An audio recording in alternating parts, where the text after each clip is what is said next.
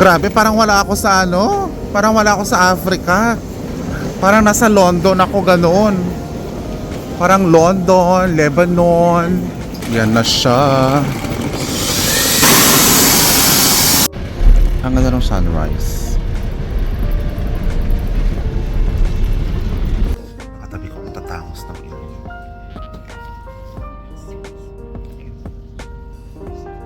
Tingnan yung mga mukha ko. Grabe, ang kikinis.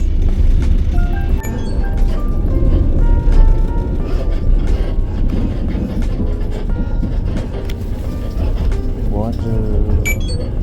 Ano kaya ang action nung mga katrabaho ko mamaya? Kasi hindi nila alam eh.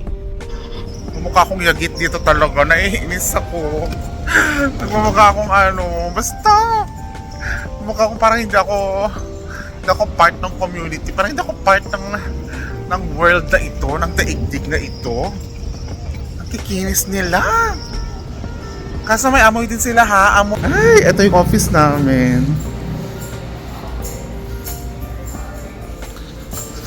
Saan sila?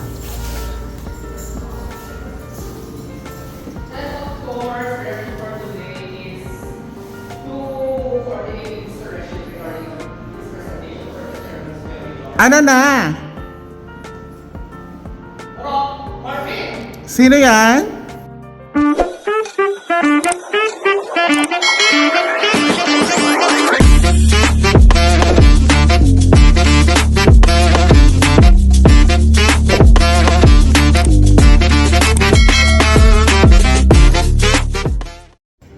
Hello guys and welcome sa aking vlog. So kalalabas ko lang ng immigration dito sa Morocco. In fairness naman, hindi sila talaga mahigpit. Kasi 8-hour transit ako dito. So trinay ko lang yung luck ko na lumabas kung pwede. Ayun, inapprove naman. Tinatakan naman.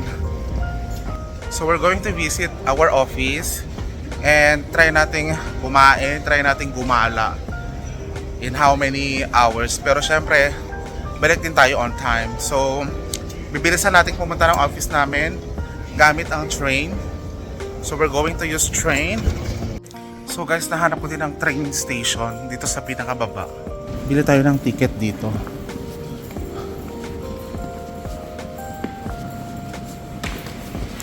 Bonjour. Misu. Kasa. Merci beaucoup. Nag-order ako ng kape. So, dito tayo umupo habang inaantay natin yung train. So, ang oras ng alis ay 7:55. Makakarating ako doon ng 8:20 AM. So, meron akong 4 to 5 hours. Ito guys yung ticket ko. So, yan yung mga pasaherong nag-aantay. Ang lamig ngayon dito. Kaya ginamit ko na yung jacket ko.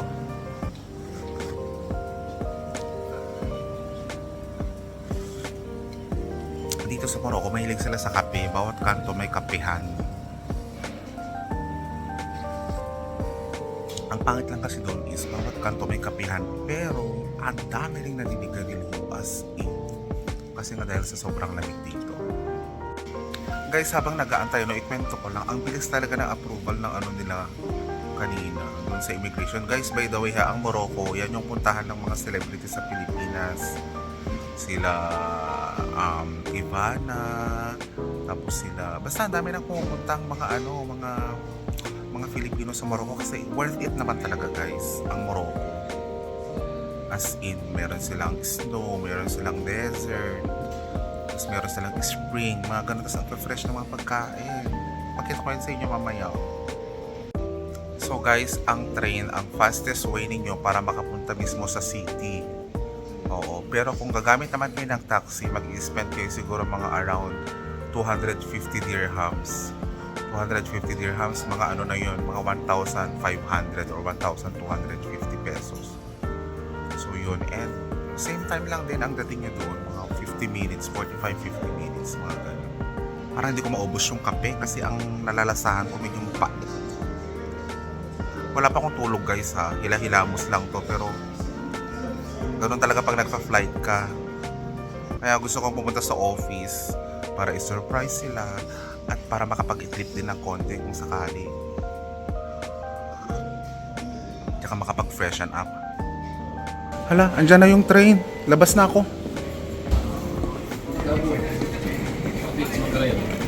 So, dito tayo mag-antay sa number 1 kung saan maraming tao.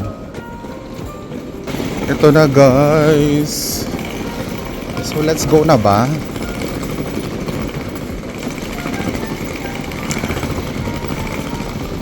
Sana may ganito rin sa Pilipinas. Yung sana may train sa Naiya tapos papuntang Cubao. Mga ganun. Sana i-connect nila yung ganun. Yan na siya.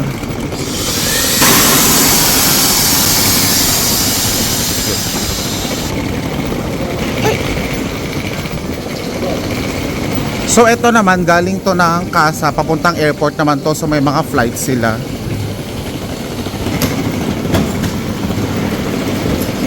Ito. Dito tayo sa number 2. Ayan.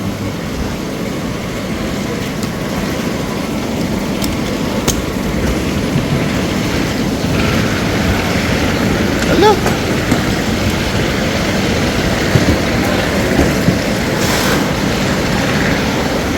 Ay, sorry.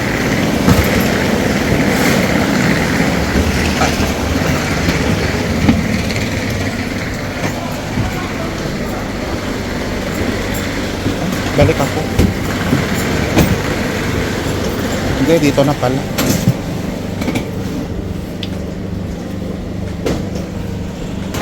Tama, dito daw. Second class.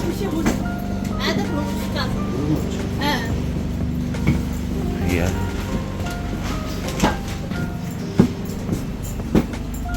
So, bagahin natin dito. Wala naman masyadong sakay.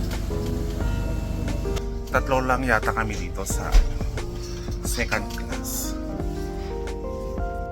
Ay, hindi ko na naubos yung kape ko kanina. Sayang. So far guys, marami na rin kami. Ayan.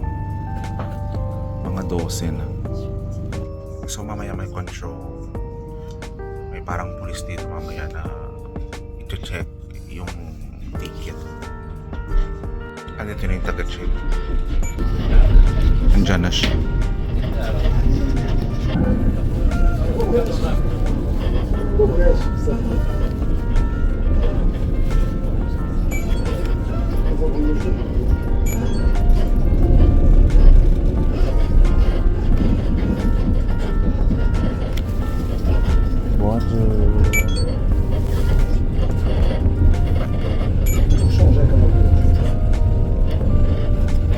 So ganun guys, ang pag-check nila, chikachang gaganon, i-scan lang yung QR code. Alam niyo dito kasi sa Casablanca, pag mga December, ang alas 8, alas 9, madilim pa. Ayan, di ba madilim pa? Wala pang view na maganda-ganda. Mamaya na lang pag lumiwanag, ipapakita ko sa inyo. Ano kaya reaction ng mga katrabaho ko mamaya? Kasi hindi nila alam eh. Nagbabakasakali lang naman ako na makakalabas. Let's see the reaction later on. Ito guys, so marami rin silang rice field. Ay, rice field daw. A field. Hindi ko alam kung anong mga ano dyan. Dito guys, ang sasarap kasi ng mga ano nila dito, mga vegetable. Mga fresh. As in yung mga lettuce, mga ganyan. Ang fresh. Super. Guys, ang cool talaga ng train nila dito. Bakit kanyo? Una-una, may table. Pwede kang kumain dyan. Hindi bawal kumain. As in. Number 2, ang lakas ng aircon. Minsan, hindi na rin sila gumagamit ng aircon kasi nga malamig sa labas. Ito yung pinakamaganda. Meron silang trash bin. Ayan o. Kung meron kang kalat, pwede mong ilagay dyan. Actually guys, ang Morocco, isa sa pinakamalinis na lugar. Ang Morocco parang Europe na yan. Dapat Europe. Kasi sabi nila ang Morocco daw, part na daw yan ng Europe. Kaso part kasi talaga yan ng Africa. Pero they are claiming na yung ano nila is European. Kasi ang linis talaga eh. Sa totoo lang. Maganda pati ang upuan nila guys. Ano siya? Foam. Kaya siguro ganyan kasi malamig nga. Diba sa Pinas metal? Yan foam talaga. Guys, meron din silang toilet ha. Kaso hindi ko na pinakita kasi nga ang dami nagsisipon. Ang dami mga nag-ano. Hindi ko na binuksan. Grabe dumami na kami. Nakatabi ko tatangos ng ilo.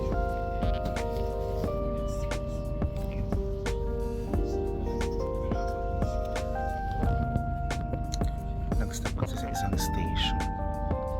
So may pumasok na mga customer. Pasahero. So dumami. Napuno. Nakakaano lang kasi.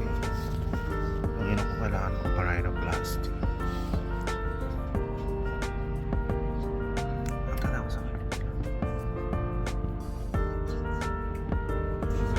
Siya kang kikinis ng mga mukha. Sobrang kinis ng mga mukha nila. Nagdiliit yung parang hindi ako tao. Pag nandito pa, parang hindi ka tao. Parang kakaiba ka. Tatapos sa mga inis. Sarap sundutin. Guys, nagmamukha akong dumi dito.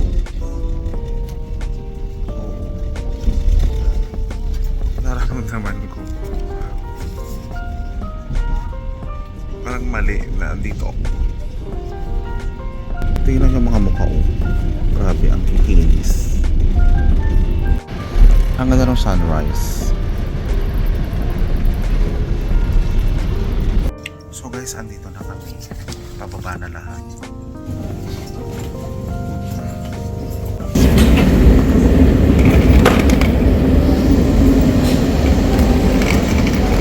Grabe, parang wala ako sa ano, parang wala ako sa Africa. Parang nasa London ako ganoon. Parang London, Lebanon. Mga ganoon ba? Ayan o, tignan nyo sila. Oh my God. Ang lamig-lamig pa ng panahon, which is very, very good. Saan bang exit? Nawawala ako.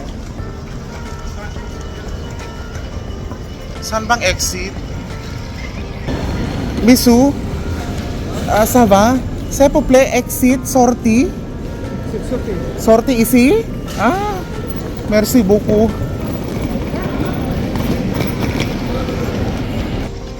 Kaya pag nasa French country ka, dapat alam mo din talaga magsalita ng French. Kahit konti lang. Basta alam ko yung exit, sortie. Ayun, may pa escalator. Ayan. Buti naman.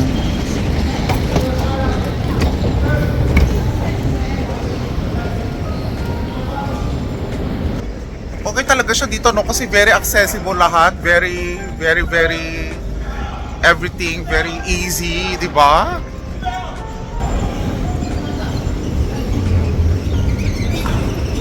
Okay, exit. I think I know this place na. Sorry. I think I know this place na. I've been here before. Yeah, McDonald's here. Yes, I know this before. Whee! I'm totally back in Morocco. See, meron na naman sila ditong escalator. Let's go.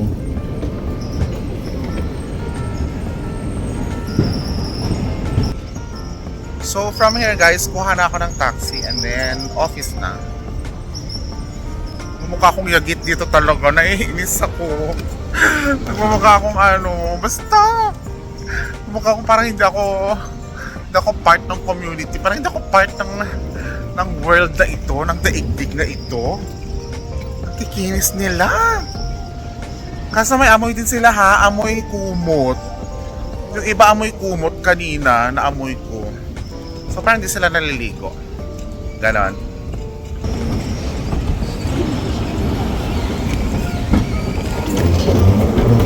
So we're here, we'll just get taxi.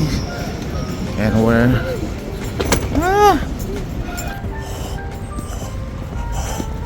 Lamig-lamig kasi guys. Kuha na tayo ng taxi. Dito nag-overprice pa man din sila. Dito guys, abang tayo ng taxi.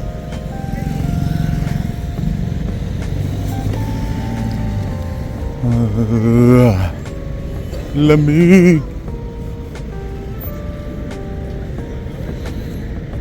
Dito kaya? Nabalitaan ko rin kasi sa Morocco may mga ano din, mga scammer, mga ano ba? Dito kaya.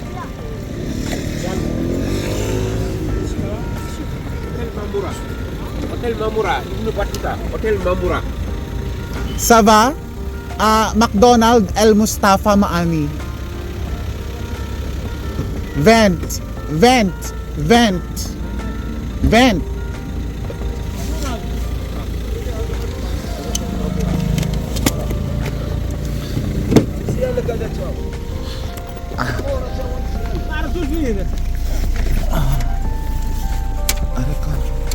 مصطفى المعاني اما تحط اول الاول وترجع على مصطفى المعاني الى الياقوت تدور على اليسار ماشي السيك فوتو السرقه التاليه على اليمين راه كاين معمور ماكدونالد. ماشي السيك فوتو راه كاين معمور نو ماكدونالد صاي ليتس اوكي نو اوكي ادريس تمشي بايديه صافي.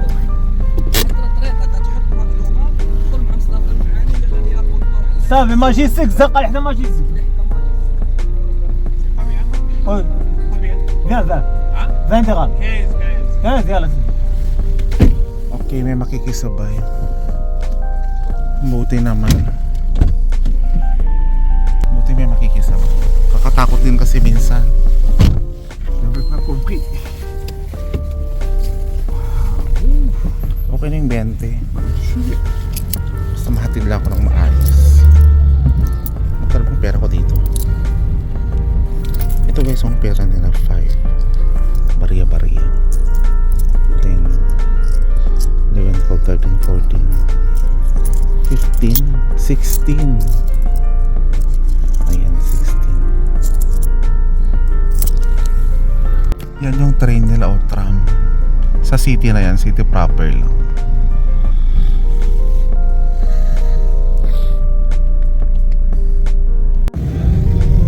Heureusement maintenant il y a des sens uniques. Il y a des sens donc là ça. So guys, nakarating naman ako dito ng maayos at malwalhati. Ito yung McDonald's malapit sa office. So tara na, tignan na natin sila. Punta muna ako sa accommodation para ilagay ko yung mga gamit ko. Ito guys, yung paligid dito, 'di ba, ang linis. Oh.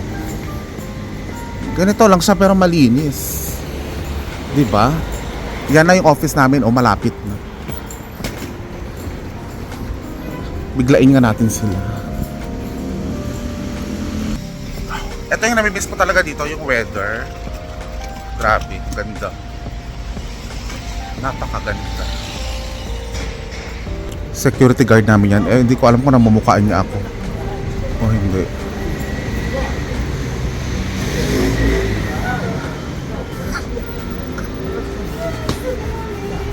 Sama?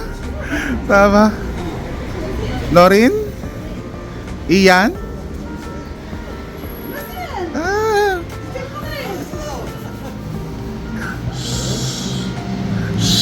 Andun sila? No, après moi airport. Oui, après 13. So, regade only. Oui, regade.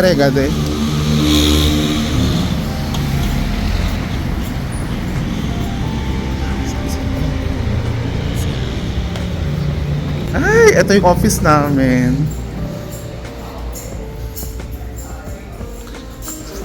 Saan sila?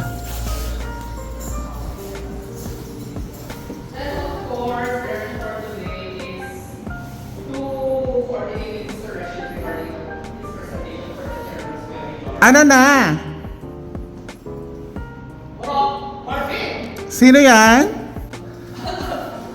Ay, sorry! Makikikape lang. Makikikape. Sorry. Dama. Mamaya. Uy, namatay na daw si Ma'am Odessa. Ay, sorry. Okay, so let's welcome our marketing in charge Hi. from Edward Calda, Senegal, marketing topic 1, Edward International. Nakapasyar. Are you ready? Yes! Let's give it to him. 1, 2, ready, go! Edmark International. Oh, dami na. O, pauwi ako mamaya ng 1. Buti nakalabas ka ng airport. Oo, pinalabas naman. Mabilis lang. Oo. Akyat muna ako, sir. Andun si Inday. Oo, umakyat.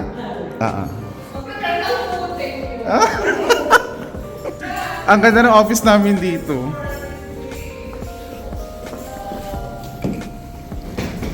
Mon ami, ha? Merci. C'est bon. Merci beaucoup. Ito yung accommodation namin.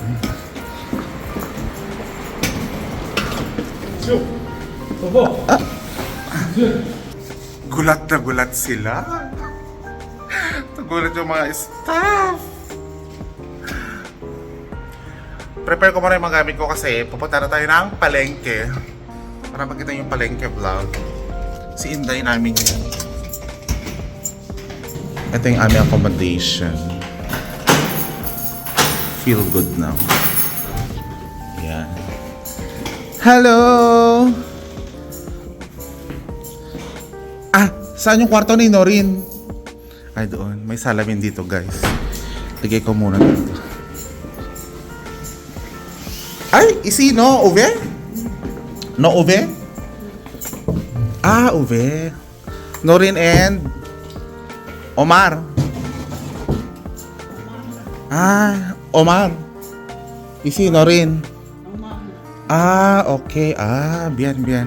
Okay, madam. Merci. Tingnan nyo naman guys yung mga kumot, di ba? Ang kakapal kasi ang lamig dito. Oh. Hindi na yan sa lagi aircon. Ganda ng room nila, no?